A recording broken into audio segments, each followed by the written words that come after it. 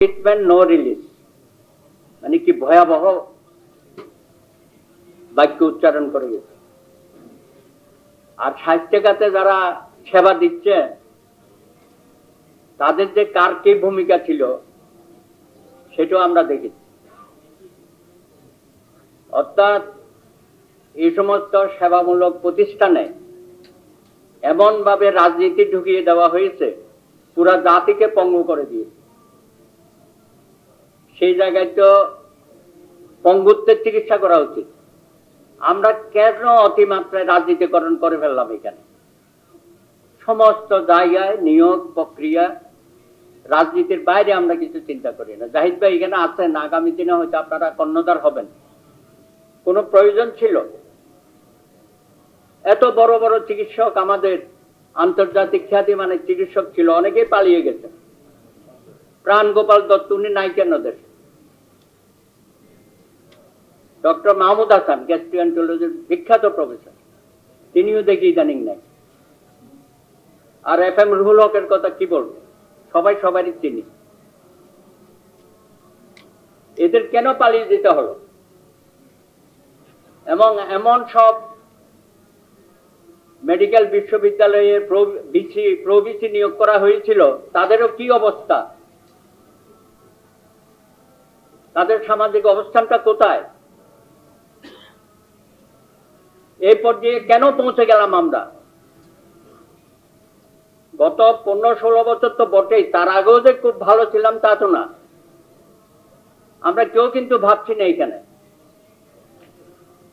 শুধু নাম ফলক নাম ফলক। ফয়জুল কবিরকে ধন্যবাদ জানাই, এই দুঃসময়ে উনি একটা যে মহাবাণী দিয়ে গেলেন যে এটা আমার বাপের টাকাই না, এখানে কেন আমার নাম ফলক থাকবে।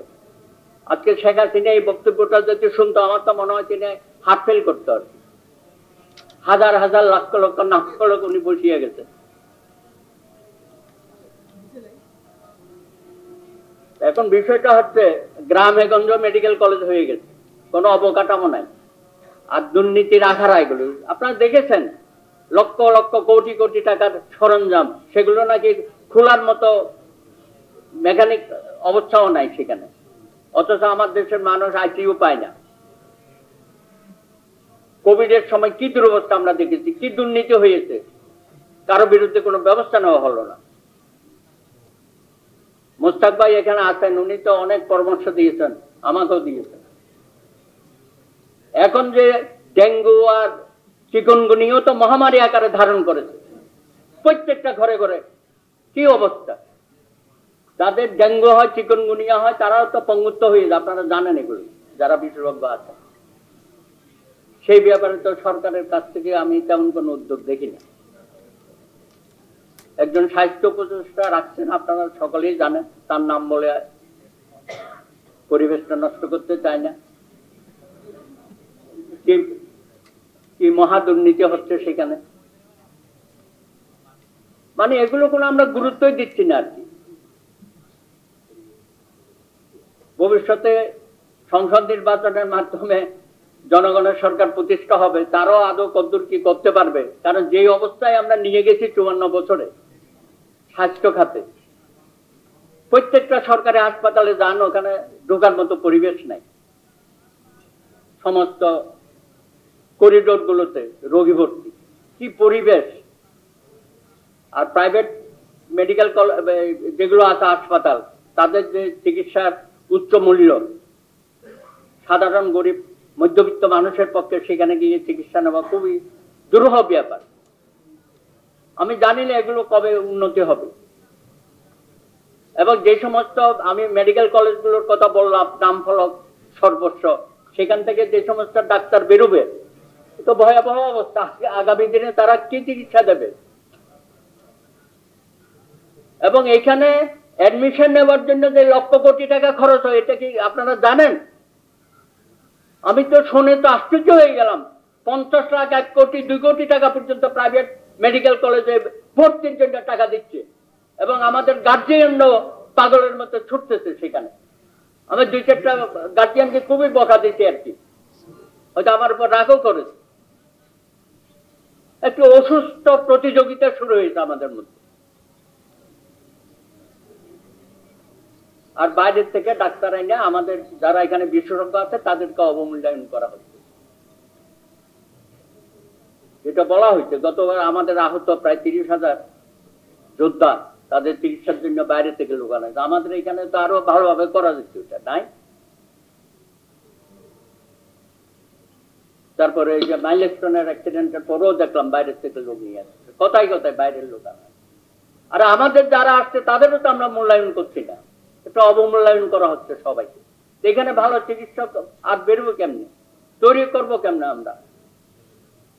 এটা গেল স্বাস্থ্য খাতে। শিক্ষা খাতে আছে এখানে যে একটা দলীয় দলদাসে পরিণত করা হয়েছে সবাইকে, শিক্ষক প্রাইমারি স্কুল থেকে শুরু করে উচ্চশিক্ষা পর্যন্ত। প্রাইমারি স্কুলে লক্ষ লক্ষ টাকা দিয়ে নাকি শিক্ষক নিয়োগ দেওয়া হয়। পুরো শিক্ষা ব্যবস্থাটা কি শিক্ষায় জাতির মেরুদণ্ড, আপনি তো মেরুদণ্ড ভেঙে দিয়েছেন। ইউনিভার্সিটিতে শিক্ষক নিয়োগ হয় আপনারা জানেন দলীয় পরিচয়ে, এদেরকে নাকি ভোটার হিসাবে নিয়োগ দেওয়া হয়। ওই শিক্ষক সমিতির নির্বাচন, সিনেটের নির্বাচন, সিন্ডিকেটের নির্বাচন, এই ভোটার নিয়োগ দেয়, শিক্ষক নিয়োগ দেওয়া হয় না, মেধার ভিত্তিতে দেওয়া হয়। তারপর যেসব ভাইস চ্যান্সেলর নিয়োগ দিয়েছে আপনারা জানেন। আরে ঢাকা ইউনিভার্সিটির কথাই দেখেন না, পরপর কয়েকজন যে বিসি নিয়োগ হলো শেখ হাসিনার সময়ে, তাদের মান দেখেন, তাদের কথাবার্তা দেখেন। চা সিঙ্গারা আর কি সব খাওয়ানোর কথা বলেছিল টিএসসিতে। তারপরে বললো আরে তার বাড়িতে আক্রমণ হইলো আক্তার জমান বুধই, হ্যাঁ, শেখ হাসিনা ফোন করে বলেছে যে আমার তো মেরে ফেলবে। মানে একটা নাটক, মহানাটক।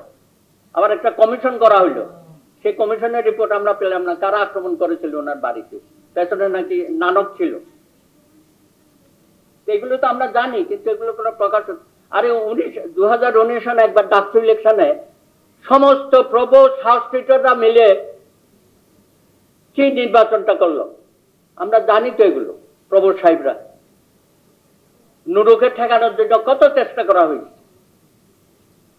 তারপরেও কোন রকম একটা নির্বাচন। সামনের নির্বাচন গুলো হোক, এখন যারা দায়িত্ব আছেন দয়া করে একটা আপনারা মেরুদণ্ড সোজা করে একটু নির্বাচন গুলো করেন, ডাকসু ইস্যু চাচ্ছু, তাহলে তো বুঝবো যে একটা শিক্ষার পরিবেশ আসুক। আমাদের ছাত্ররা তাদের শিক্ষা ব্যবস্থা নিয়ে কোনো আন্দোলন হয় নাই গত 15-16 বছরে, অথচ অতীতে সবসময় আমরা শিক্ষা আন্দোলনে সামনের সারিতে ছিলাম। সার্বজনীন শিক্ষা ব্যবস্থা, গণতান্ত্রিক শিক্ষা ব্যবস্থা, বিজ্ঞান ভিত্তিক শিক্ষা ব্যবস্থা, এগুলো তো আমাদের মুখে মুখে স্লোগান ছিল, এবং আমাদের শিক্ষকরা আমাদেরকে উৎসাহিত করত এসব আন্দোলনের জন্য। এখন সেই বস্তুটা দেখি না, আপনারা বাজেট করেন, আর বাজেট দিয়ে কি হবে? সমস্ত দুর্নীতি মহা খেয়ে ফেলতেছেন আপনারা সহ, এবং শুধু শিক্ষকরা খাচ্ছে তা তো না, অত্যন্ত দুঃখের সাথে বলছি, সেগুলো আবার ছাত্র সংগঠনের নেতাদের ভাগ দিতে হয়। সর্বশেষ চিটাগাঙ্গে দেখেছি বিসি আর ছাত্র নেতারা ভাগাভাগি করেছে, জাহাঙ্গীরনগরের বিসি এবং ছাত্র নেতারা ভাগাভাগি করেছে। এগুলো তো আমাদের চোখের সামনে হয়েছে। অতীতে যেন এটা না হয়, আমরা তো বলি অতীতে হয়েছে, ভবিষ্যতে যেন না হয়। অতীত থেকে আমরা শিক্ষা নিচ্ছি না। জাহিদ ভাই আছেন, আপনি স্বাস্থ্য কার্ডটা খুব ভালোভাবে দেখেছেন, আপনি আমাদের পেশাজীবীদের নেতা, আপনি আমাদের চেয়ারম্যান, সকল পেশা সব সেক্টরে তো একই অবস্থা, আইনজীবীদেরও একই অবস্থা। ওখানে দালাল সৃষ্টি হয়েছে, দলদাস। সাংবাদিক ভাইয়েরা তো আমাদের ডুবাইয়াই গেছে, ভবিষ্যতে সাংবাদিকরা ডুবাবেন না আশা করি। সুতরাং এই দলদাসের সংস্কৃতি থেকে আমাদেরকে একটু মুক্তি দেন। সুতরাং শিক্ষা খাত, স্বাস্থ্য খাত থেকে বাঁচাতে হবে। সেই বাঁচাতে গেলে পরে আমাদের একটা সুস্থ ধারার রাজনীতি, জনস্বার্থের রাজনীতি আমাদের সবাইকে করতে হবে, এবং যারা ধারক বাহক হবেন, সামনের কাতারে থাকবেন, তারা আমাদেরকে ভবিষ্যতে গাইড দেবেন, এবং জনগণের সরকার প্রতিষ্ঠিত হোক ফেব্রুয়ারি মাসে, সেই আশাবাদ আমি ব্যক্ত করছি। ধন্যবাদ।